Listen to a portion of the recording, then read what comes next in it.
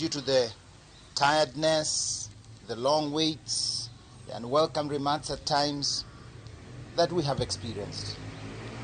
However, this Sunday morning, we are calling for patience and civility.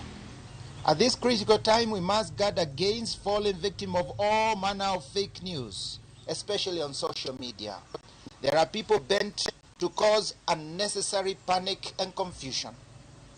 We ask you to treat any suspicious or alarming text, image, or video you receive on your social media with great caution, especially those claiming to have results.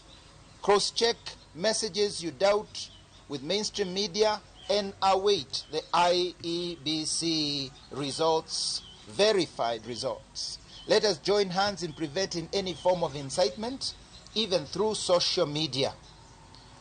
2. IEBC pays up the tiling.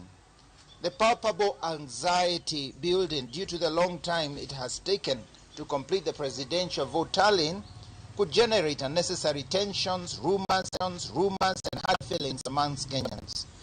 We understand and appreciate the need for IEBC to be thorough in ensuring the process is credible.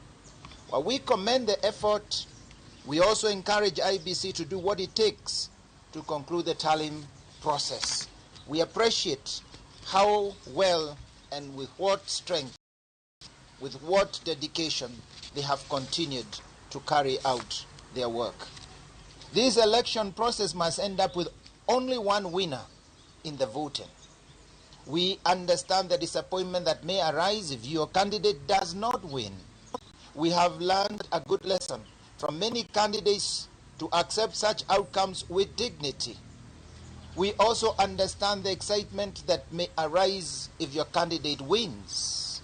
However, we urge the candidates and their supporters to accept victory with respect and humility. We must hold hands to continue building our country. It does not matter which candidate you supported or whatever, or whether you came out victorious or not, we must all hold our hands together to build our country, Kenya. All of us, we must not